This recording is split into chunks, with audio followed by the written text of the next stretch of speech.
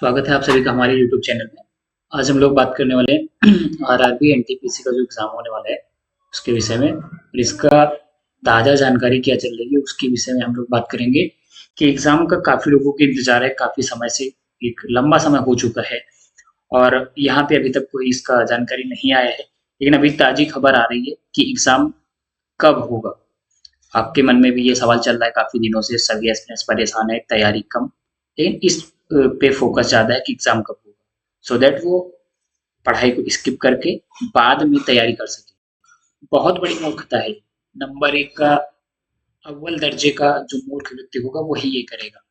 Simple सी बात है, मैं सीधा तर्क-वितर्क ज़्यादा ना करते हुए सीधा कड़े शब्दों में उसकी निंदा करना चाहूँगा कि भाई ये जो माइंड में चल रहा है ना तुम्हारे, ये जो माइंड मेकअप करके चल रहे हो कि एग्ज़ाम का डेट मुझे मालूम हो जाएगा, इसीलिए आया हूँ ना यहाँ पे ये वीडियो देखने। तो इसका जो आपका पर्पस है इसके पीछे कि आपको जो एक बीच में गैप मिल जाएगा इन केस कि यदि मान लो एग्जाम होता है जून या जुलाई, देन आपको अभी समय मिल गया है अप्रैल मई, ये बीच में आप पढ़ोगे और उसके पहले आपने पढ़ाई तो की नहीं है, इधर उधर घूम रहे थे कि एग्जाम कब होगा, ये कब होगा, वो कब होगा, फॉर्म तो इतने सारे डाले जाते हैं लेकिन आप पढ़ाई नहीं करते। सो ये मैं उनके लिए वीडियो लेके आया हूँ कि जो अभी थोड़ा सा सीरियस होकर पिछले कुछ समय से पढ़ाई कर रहे थे कंटिन्यू 2-3 घंटे 4 घंटे, बट अब उनको ज्यादा करने की आवश्यकता है, ना कि उनके लिए कि जो अभी एकदम फ्रेशर है और वो चाहते हैं कि एकदम से टूट पड़ेंगे इस पे सारी चीजें कर लेंगे। So this is not possible at all. Okay, if you are going to prepare now for this exam, so you are not eligible and you are not going to qualify. Okay, as simple as that. सो मैं बताना चाहूँगा कि यहाँ पे जो exam की बात की जा रही है, एग्ज़ाम कब है, तो वो है 1 अप्रैल 2025, आज की तारीख है यहाँ पे, आप देख सकते हैं। और आज हम आरआरबी एनटीपीसी की जो ताज़ा अपडेट्स हैं उसके बारे में दोस्तों बात करेंगे। चलिए, सो ये पहले बात कर लेते हैं हमारी आरआरबी की जो भर्ती है, नॉन टेक्निकल पॉपुलर कैटेगरीज़ जिसको एनटीपीसी के नाम से जाना जाता है। 2025 में कुल वैकेंसी इसमें कितनी है? माइंड में रख के चलना है, 11,558 वैकेंसी है। अंडर ग्रेजुएट के लिए बेटा 3445 वैकेंसी, ग्रेजुएट के लिए 8113 है। ठीक है, यहाँ पे आपको फाइट करने वाले। ओके, चलिए आगे। तो सीबीटी 1 जो है, डेट रिलीज की बात की जाए तो अप्रैल में देखने को मिलेगा। ये बता रहा हूँ मैं आपको, जो सोच रहे हो कि ये जून जुलाई में जाएगा तो ये बहुत बड़ी मूर्खता है। जून या जुलाई पे नहीं जाएगा, ठीक है, ये है अप्रैल में। अप्रैल में आपको इसका डेट रिलीज हो जाएगा। एकदम आप परेशान मत होइए। अब आपको सिर्फ मॉक टेस्ट देना है और आगे क्या-क्या टिप्स हैं वो मैं आपको बताऊँगा। लेकिन पहले ये जान लीजिए एग्ज़ाम कब होगा। फिर अप्रैल में देखिए चांसेस बहुत हाई है कि आपको एग्ज़ाम का डेट देखने को मिल जाए। सो आपको अब समय नहीं है। मैं उन लोगों से बात कर रहा हूँ या उन लोगों को बता रहा हूँ जो एकदम सीरियस हैं, मीन्स कि जो सिर्फ पढ़ाई कर रहे हैं, उनके पास कोई काम-काज नहीं है, मतलब कि जॉबलेस हैं, ठीक है, बेरोज़गार जिसको बोलते हैं, वो उन लोग के लिए है जो एकदम डेडिकेटेड एनटीपीसी की पढ़ाई कर रहे हैं, ठीक है, काफ़ी समय से, यानी कि 3-4 महीने से कंटिन्यू लगे हुए हैं, 3-4 घंटे, 5 घंटे कर लेते थे, लेकिन अब आपके पास क्या है, अब आपके पास समझ लीजिए 1 महीने आप भूल जाइए सारी चीज़ें, दुनियादारी कहाँ क्या होता है, 1 महीने के लिए अपने आप को भूल जाइए, दुनिया से अलग कर दीजिए। आपको सिर्फ आपके पास में बुक्स होनी चाहिए और जो इसमें पैटर्न है उसको पूरा कंप्लीट तरीके से फॉलो करेंगे। आप ही बताता हूँ मैं आपको टिप्स।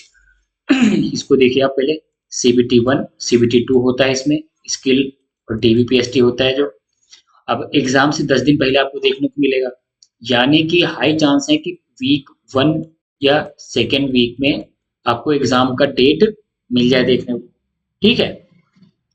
दिसंबर, सॉरी, अपना ये 4 से 7 दिन पहले जो है एडमिट कार्ड जारी हो जाता है, तो आपके पास समय बिल्कुल कम है और आप एकदम फोकस्ड होकर पढ़ाई करना है, यानी कि 12 घंटे 14 घंटे जितना कर सकते हो कर लो, ठीक है। अब यहाँ से खेल शुरू होता है असली, कि कैसे आपको सीढ़ियाँ चढ़ाई करनी है, कैसे आप इस एग्जाम को क्वालिफाई करेंगे, ये देखना है। पता है कि 100 marks 90 minutes, general awareness 40 marks का, मैथे 30 marks, reasoning 30 marks and negative marking, ये बहुत बड़ा रोल यहाँ पे प्ले करने वाली है आपके साथ में। ये उन लोगों के लिए नहीं है, मतलब उन लोग के लिए नहीं है जो क्या आंख बंद करके लगाते चले जाते हैं तुक्काबाज। तो बिल्कुल परेशान मत होइए, धोखे से तो कोई इसमें हो ही नहीं सकता है कि 1/3 का नेगेटिव मार्किंग है। सीधा धरातल पे आ जाओगे, नीचे से मेरिट में आपका नाम आ जाएगा। मैं बता रहा हूँ, अगर तुक्का लगाया तो आप नीचे से मेरिट मारेंगे। ठीक है, चलिए आगे। अब जो जरूरी सुझाव है वो मैं आपको बता देता हूँ। तो आपको क्या करना है अब इस कम समय में, क्या करना है इसमें, आपको पिछले पेपर्स जो हैं प्रीवियस ईयर के, जिसको पीवाईक्यू के नाम से आप लोग जानते हो, ठीक है, पीवाईक्यूज जो है आपको सॉल्व करना है।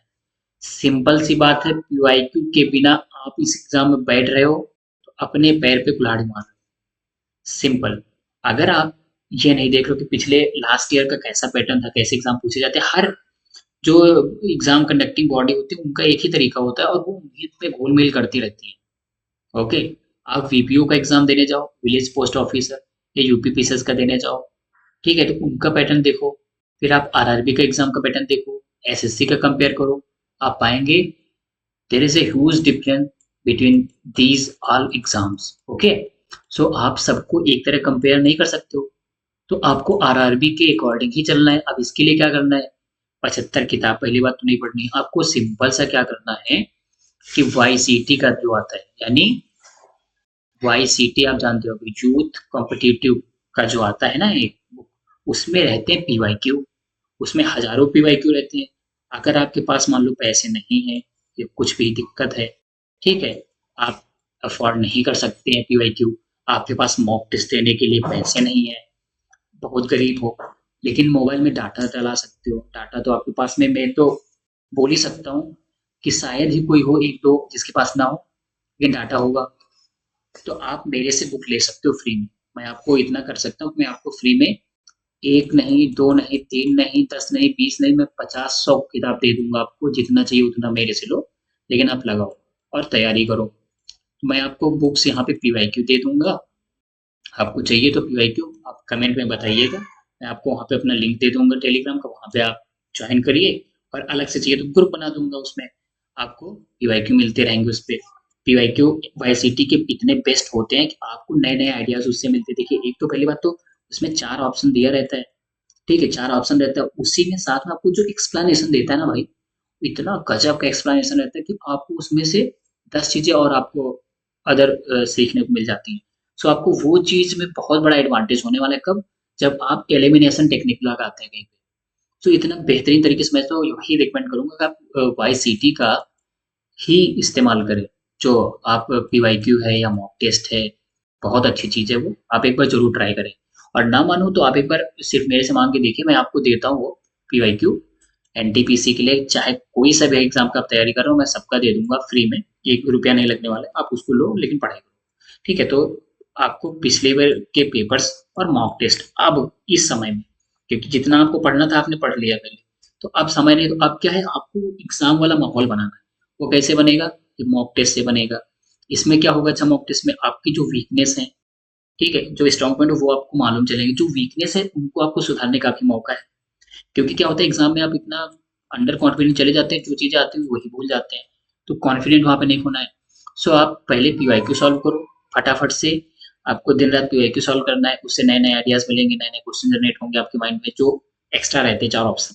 देन मॉक टेस्ट, डेली एक मॉक टेस्ट लगाना है, हो सके तो 2 लगाओ, लेकिन एक तो लगाना ही लगाना है। और विद लगाना मतलब ये नहीं कि आप लगा के उसको 200 मार्क्स के किया या 100 मार्क्स का किया, उसके बाद में लगा के बाहर कर दिया फिर हटा दिया, ऐसा नहीं। उसका एनालिसिस भी होना चाहिए कि जो क्वेश्चन गलत हुआ है वो दोबारा गलत ना हो पाए, उसका कंप्लीट एनालिसिस आपको करना है, सो दैट आप वो चीजें रिलेट कर पाए कि हाँ यहाँ पे गलती हुई है, नेक्स्ट टाइम आप वो क्वेश्चन देखेंगे सो आप इलिमिनेट कर पाएंगे उसको कि अच्छा हाँ यहाँ से है। तो उसको आप कई सारी चीजें, आपके मार्क्स इसी तरह बढ़ते हैं, तो आप वहाँ पे मॉक टेस्ट भी लगाएंगे। ये 2 चीजें अगर कर रहे हो तो आप राजा हो। ठीक है, पिछले ईयर के सॉल्व करना है क्वेश्चंस और मॉक टेस्ट लगाना है, तो इससे क्या होगा, आपका टाइम मैनेजमेंट में जो बाधाएं आ रही थी वो आपकी हटेंगी।